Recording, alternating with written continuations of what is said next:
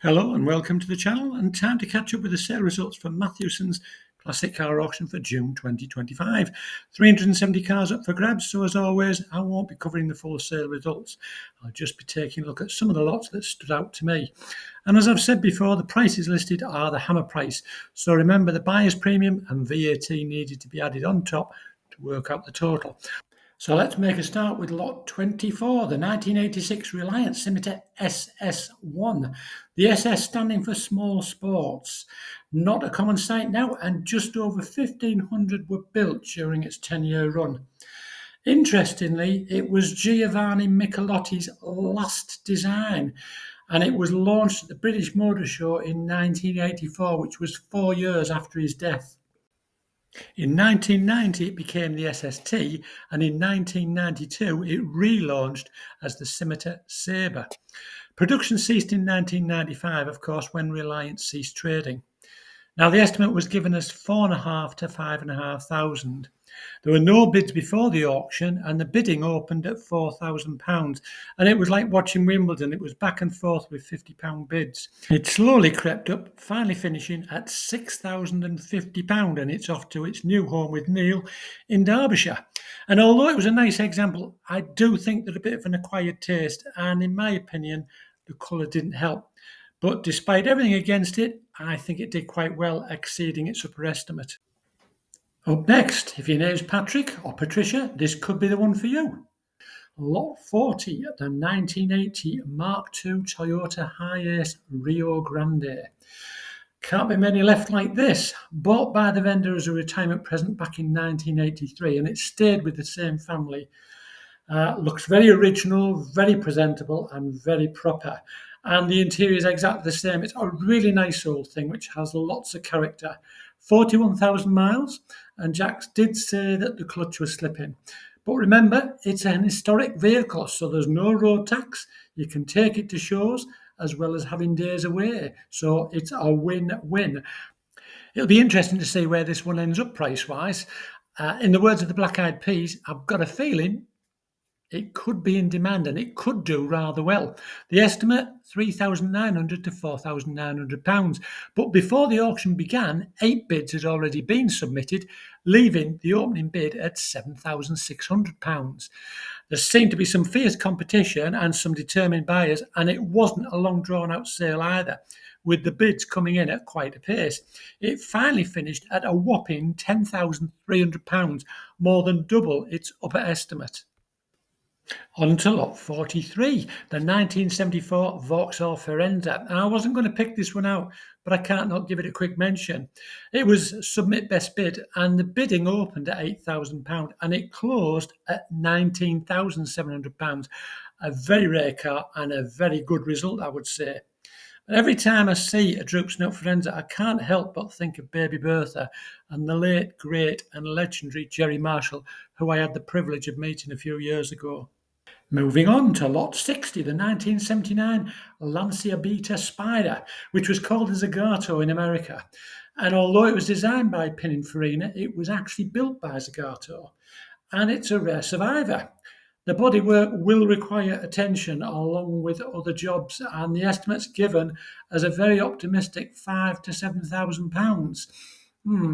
What's it worth? Well, given that on Car and Classic there's also a very smart looking right-hand drive 1981 car with 16,000 kilometres imported from South Africa in 2021 for 11,750, and that's from a trader. Well, it doesn't leave a lot in the budget to before you'll be exceeding that price. So let's find out how it got on. There were no bids before the auction, and there didn't seem to be much competition either. The bidding, opening and closing at a provisional sale on its maiden bid of £4,000. Lot 77, a lovely Series 3 1983 Daimler 66 HE. So it's the V12, hence the 66, and it's top of the range, and beautifully finished in what I believe is Coronet Gold. And it's amazing how many people nowadays are so sniffy about coal cars, saying that they're tasteless and so period. Well, you're wrong. It's very similar to the gold colour used on the Silver Shadows in the early 70s. And it's such a rich, deep yellow gold, and I think it's a lovely colour. Note the wipers on the headlights, and it's got a nice interior. It's got 62,000 miles. The leather seats look nice, as does the wood on the dash, with no apparent delamination. And there's just a slight bit of corrosion to attend to on the near side rear wheel arch, just where it meets the sill. But it's survived remarkably well considering it's a 43-year-old car. Nice pepper pot alloys, I like them. And it sounds like it might need a manifold gasket. It's just got a slight blow on the exhaust with the bonnet lifted. But I think it's a lovely car and it's one that I would happily own. Comes with an MOT until the 22nd of June 2026. The estimate was given as submit best bid, and it received two bids before the auction began, and it left the opening bid at £6,100. But what I didn't realise until just before the auction was that it's another Bangers and Cash car. So how did it do? Well, we don't yet know how much the Bangers and Cash team have put into it, but if we remove them from the equation and consider the result as any normal entry, I think they should feel quite pleased with themselves. And I conclude it was a very strong result indeed, selling for £10,500. That bearing in mind that there's one or two little jobs that still need to be attended to make it perfect. I think that's a very good result. On to lot 86, the 1998 Porsche Boxster with 47,000 miles recorded. I've always liked these, and this one looks to be a particularly nicely kept example with a reasonably low mileage for its age. I think they offer good value for money. I think they're nice, usable summer cars, and they're also welcomed at car shows. The estimate, 4,900 to £5,900. The bidding opened at 6,300, which meant it had already exceeded the upper estimate before the sale had even begun. Let's find out where it ended up. Well, the hammer dropped at £6,900 and it's heading off to Ireland. And as they used to say in Monty Python, and now for something completely different, and that's lot 89, a submission by the Bangers and Cash Restoring Classics team. But it's not a car this time, it's a 1970 Cheltenham touring caravan. And this brings back some memories for me because my granddad had one. They were a well-built quality caravan with wood cabinets, sprung mattress type seating, and the outer skin of the caravan was made of fiberglass.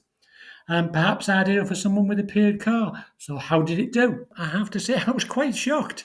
The hammer dropped at £6,800, another excellent result for what is essentially a 1970s caravan.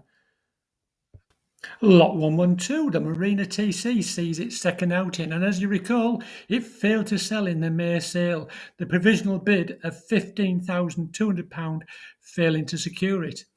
Its estimate still set at 17,500 to 19,500. So what happened this time? Did it fare any better? Well, the bidding started and ended at £14,000 as a very provisional sale. Invariably, but not always, if a car fails to sell at the first auction, it doesn't usually get any higher bids at a further sale. More often than not, demand seems to drop by the wayside along with the price. Well, it appears that it has now sold, with the price negotiated to £14,500. The next lot we'll be taking a look at is lot 146, the 1978 Vauxhall Viva 1300 GLS. And it's showing just 20,065 miles. Finished in ember red with beige rib velour seats, and it's been optioned with the vinyl roof, a typical period edition. Now, this was the top of the range, and it could be identified by its double headlights and its sports style wheels, which would have had silver wheel embellishers, and its side rubbing strips. Also available with an 1800cc engine, you had a choice between either a 2 or a 4-door saloon. However, if you wanted the 1800 engine, it was only available as a 4-door.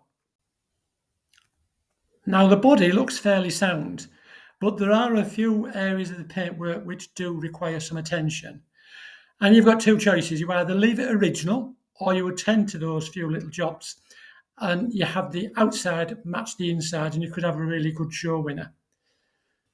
And if you were to walk into a Vauxhall dealer back in October 1978, the retail price for this car would have been £3,020.94. The 4-door costing you a further £102.96. And the price included underbody seal, heated rear window, front disc brakes, a 2-speed wiper and wash, and it also came with an alternator and radial ply tyres. Yeah, I know it's hard to believe, isn't it? And 12 months warranty. The only options available were metallic paint at £40.95 and a vinyl roof, which cost you an extra £43.88.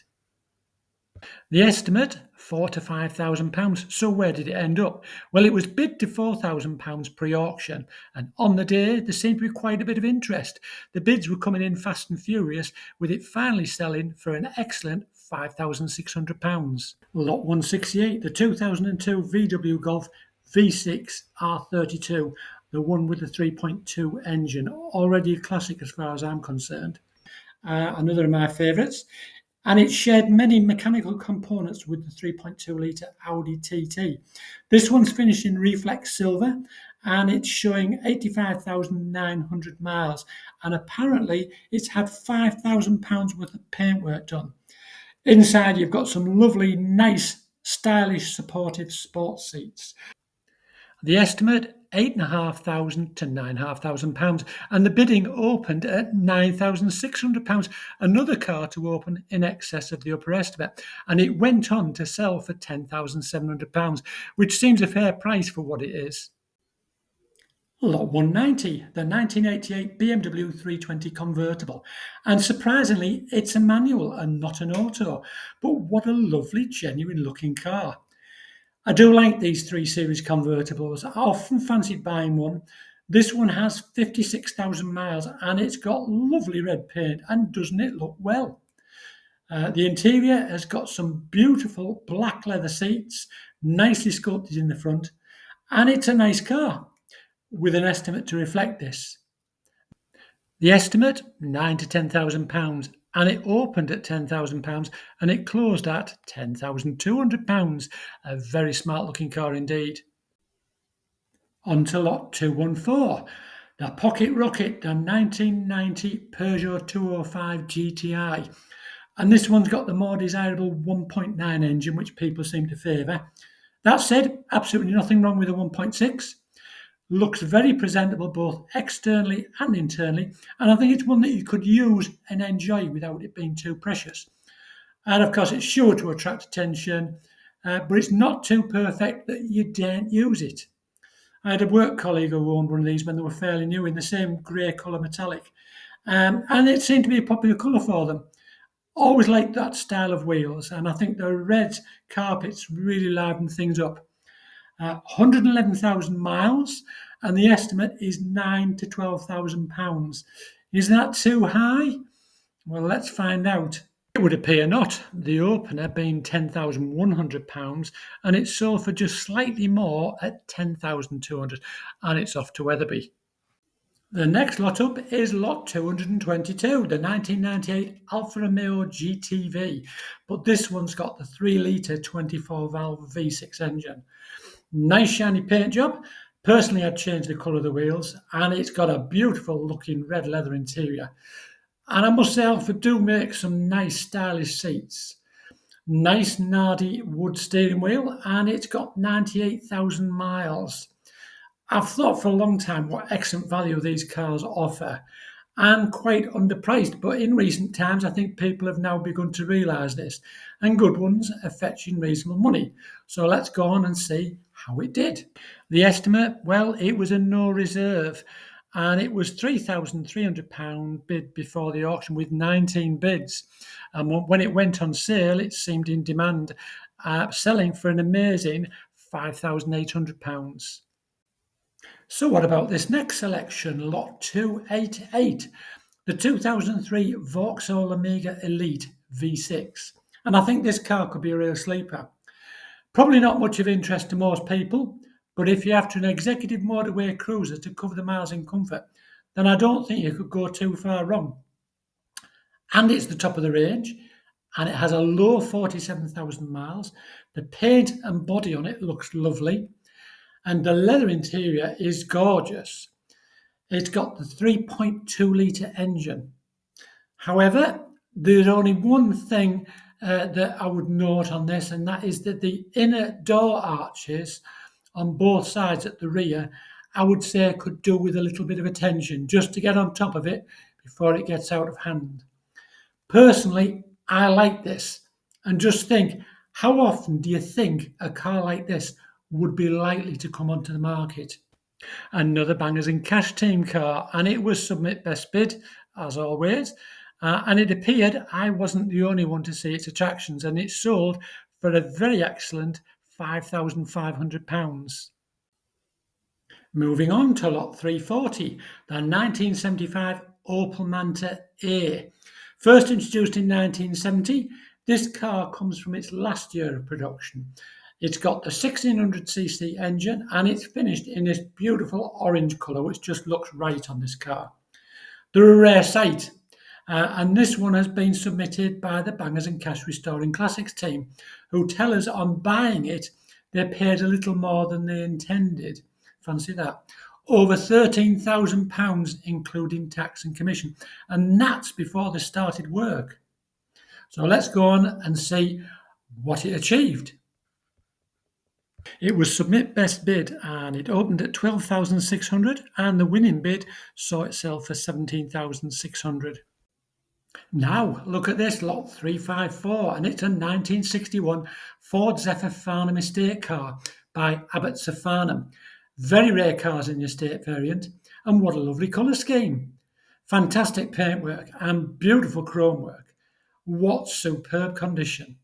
Real rock and roll era cars influenced by the American cars of the period.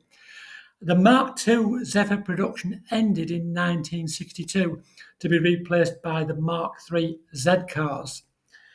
The inside looks just as nice as the exterior and it's got the typical bench seat. And I remember as a child back in 1965, 8 of us travelling down to Cornwall on holiday in a Zodiac. And there were 3 adults and 1 child in the front and the same in the back. And of course, no seat belts. Not many motorways back then, and it was a long journey in those days. But the seats were so comfortable. Unusually, the tailgate opens sideways on these and not upwards. It's got the V6 engine, of course, and it's got 92,000 miles on the clock. And it starts on the button and sounds gorgeous. And the engine bay looks just as good as the rest of the car. A very stylish and practical car that can still be used today, I would say. And I expect it to do well, and it deserves to. The estimate is £15,000 to £19,000, and it had already been bid to £15,000 before the auction began. And Paul told us it was on sale from the word go. It sold for just £15,800, and like Paul said, I thought it would have gone for more. I think someone got a real bargain, and you couldn't have restored one to this state for that price. On to lot 384, a 1985 Ford Escort RS Escort Turbo Series 1. And of all the Escort variants, this is my favourite model. I particularly love it in diamond white. But it's a bit like Henry Ford said, you can have them in any colour, so long as it's diamond white in this case. Diamond white was the only colour available, almost. They did build just 4 in black, one of them for Lady Diana. Fully restored in 2014 with over 300 hours invested, and it's covered just 2,000 miles since, we're told. The estimate is £17,500 to £19,500, which I don't think is probably unreasonable. And it will be interesting to see how it does. I expect it should do well. And there were plenty of bids on this one, and I'm not surprised it was in demand. The hammer fell on an excellent £27,250. That's quite a result. On to lot 390, 1989 Mercedes 420 SEC. The 420 was the model built in the least numbers, incidentally. And it's one of my all-time favourite Mercedes designs, and it came from the design team led by Bruno Sarka. It's a sleek, handsome, pillarless coupe, I think. It's the second generation S-Class or Sonderklasse model designator C126, and the W126, the S-Class Saloon, launched in March 1980. The coupe closely following unveiling at the Frankfurt Motor Show in 1981. When the S-Class was first introduced, they were available as a 380 and a 500. Then later, the lineup was revised to include the 420, the 500, and the 560 SEC. I think by the late 80s, and I'm talking 88, 89, through to the end of production in 91, 92, they just got better and better. And it's my opinion that both BMW and Mercedes hit a sweet spot, producing some beautiful and desirable cars during this period. Of course, the S-Class is synonymous with safety advancements, and December 1980 saw the introduction of a driver's side airbag, which incidentally was first patented by Mercedes-Benz as far back as 1971. Passenger airbags came in 1988, as well as seatbelt pretensioners and traction control, and it was the first production car to feature an airbag as standard. Shame about the V8 badge, it seems unnecessary. And personally, I love the flat face alloys. My opinion, much better than the earlier Mexican hat or the later AMG wheels. One of the main areas that you need to examine for rust on these cars is the rear metal parcel shelf. And you need to examine it from inside the boot because problems in this area can be an expensive repair. Another problem area is the front bulkhead, where rust attacks around the corners of the front windscreen.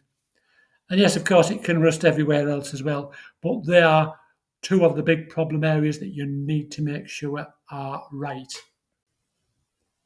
The estimate of £8,500 to £9,500 seems about right, and it's showing 105,000 miles. The mileage is lower than most. And I say the price seems about right because there was a similar 420 SEC sold recently by Historics back in May. One of my favourite colours, almondine red, 39,000 miles, owned for 30 years, and it's sold for £22,308. The bids opened at £8,000, and at one point it looked as though it was going to sell at 8.5, but it kept plodding on, and there were some determined bids, finally selling for £11,600.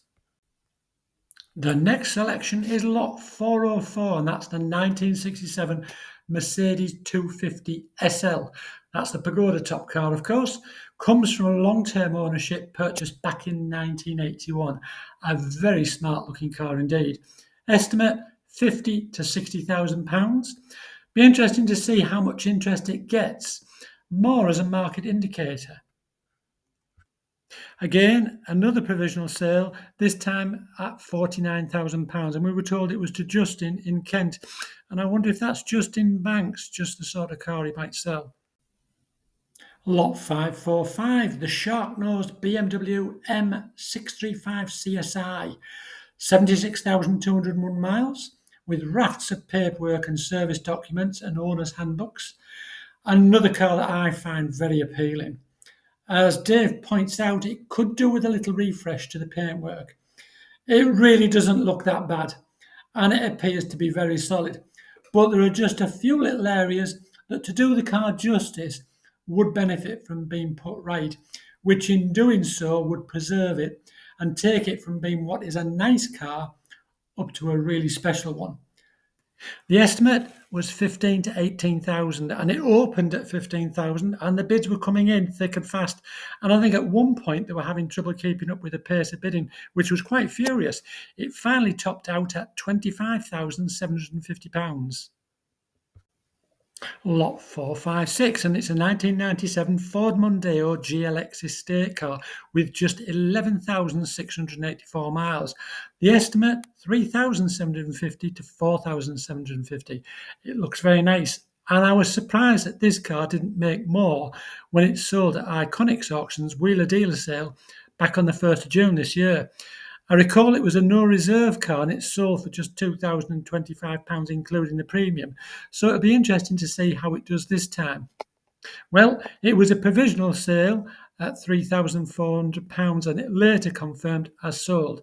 So if you're thinking the vendors made a quick few pounds, remember the costs that they will have incurred previously, having to attend the previous sale, the fuel costs, and then they had to transport it up north, and now they've still got to pay commission on the sale price. They won't have made that much considering all the time and effort that will have gone into it. Lot 622, the ever popular 1980 Ford Escort RS 2000, showing 38,000 miles. It was very much towards the end of production. Apparently bought in 2004, it was stolen in 2005. The car was found 6 weeks later, by which time the insurance company had already paid out, and he bought the car back. And although no damage had been done to the car, we're told it resulted in a Category C marker on it. A year later, it was refurbished and received a repaint, but hasn't been used since.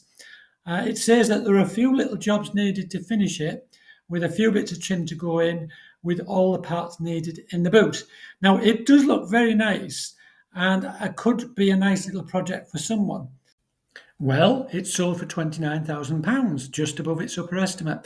A very smart looking car and cheap for one of these. Personally, though, between this and the earlier car, I'd have gone for the RS Turbo Series 1. Lot 672, 1981 C3 Corvette Stingray, finished in this nice bright red along with some beautiful red leather seats which look extremely comfortable.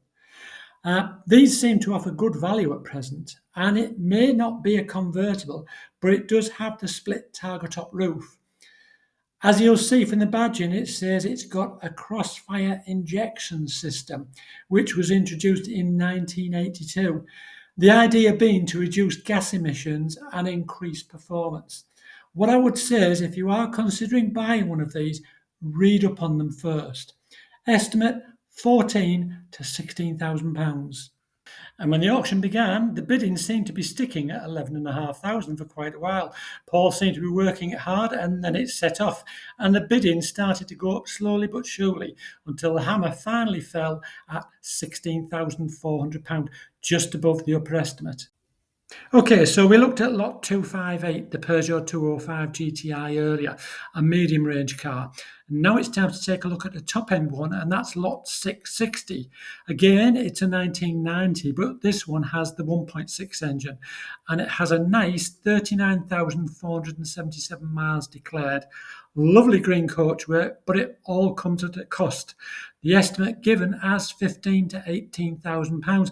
Was this too optimistic? Well, the bidding opened at £12,000 and it struggled, only achieving a provisional sale at £12,500. It failed to sell and it remains available.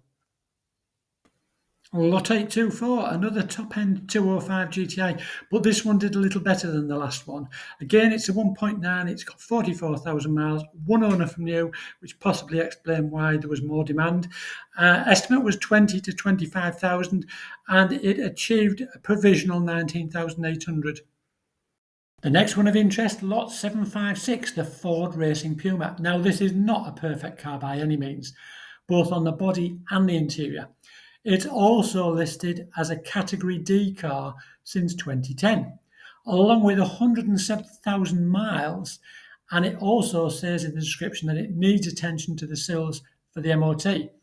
Estimate £5,000 to £8,000. Now, if this was your normal Puma, you wouldn't entertain the idea, would you? So what makes this one special? Production ran from 1999 to 2001, and it was developed by the RS Rally team at Boreham. The conversions were carried out by Tickford at Daventry. Initially, they intended building 1,000, 500 for the German market and 500 for the UK. However, they ended up building just 500, and they were all for the UK market, and they all bear the build number on the inlet manifold. They came with a 1.7 litre engine, and as you can see, the bodywork was beefed up with wider arches. And they were all built in Imperial Blue, a colour which was only available on the Racing Edition. Also used on the Escort Cosworth and the Mark I Ford Focus RS. Is it worth the money? Tell me what you think. Dave managed to get a starting bid of £3,800 just to get things going, but the bidding stopped on a provisional sale of £4,400. It's showing as not sold and it remains available. Lot 836, the 1985 Austin Montego 1.6L estate. Initially launched in October 1984 at the British Motor Show, it makes this one a fairly rare early survivor. There's not many early ones left. It's finished in champagne beige and it's covered a mere 37,000 miles. And that perhaps goes some way to explaining how it survived. It came from the island of Guernsey and ended up in the hands of Classic World magazine, who did some restoration work to it. But it still appears to need some more work to do it justice. The Montego was designed by Roy Axe, and I think they're a very pleasing looking estate car and a very capable one as well. They have a good flat load bed, which a lot of estate cars lack nowadays. The Montego also won a Design Council Award, which I think was the first car to do so. It's got the 7 seats option, and as you can see, there's a rear facing seat for 2 children located in the rear load compartment. And in Mayfair and the Ultimate Van Plaat EFI form, they were quite a luxurious vehicle. No doubt someone will come along and tell us what rubbish they were, but I'm not interested. I get sick of all the BL bashing. It's as though no other car manufacturer ever had any issues. Another provisional sale at just £2,500. Moving on to lot 781. Want a Mini that'll never give you any mechanical problems and never rust? Well, this could be the one for you. But bear in mind, it's got no engine or gearbox and it's made from fiberglass. It's actually a display vehicle that hung on the outside wall of a Mini dealership. Quite neat. Shame there aren't 3 though, one in red, white and blue, and it's surely got to the ultimate wall art for the outside of a building. It looks very authentic. So let's get a blooming move on and see how much it sold for. The Hammer fell on a provisional sale of £1,000, but was later sold following further negotiation for £2,000. Lot 842, a 1965 Ford Corsair GT. And I can't say I ever liked these. Even back in the 70s, I never thought much of them. I wasn't keen on the styling. So why have I picked this one out? Well, 2 reasons. It's a GT version. And secondly, it's a one owner from new with just 29,000 miles. It was purchased for under £900 back in 1965, and it's all original. The estimate was given as £8,000 to £10,000. So did it sell? The bidding started at 6,500, with the Hammer falling on a provisional bid of 6,800. This wasn't enough to secure it, and it's now showing as not sold and remains available. Right, well, that's my roundup for the June sale. I hope you've enjoyed the video. And once again, I would ask, if you have enjoyed the video, please consider pressing the like button, because at least it tells me I'm heading in the right direction, and it also helps the channel to grow. So thanks again for your interest and for watching, and until next time, take care.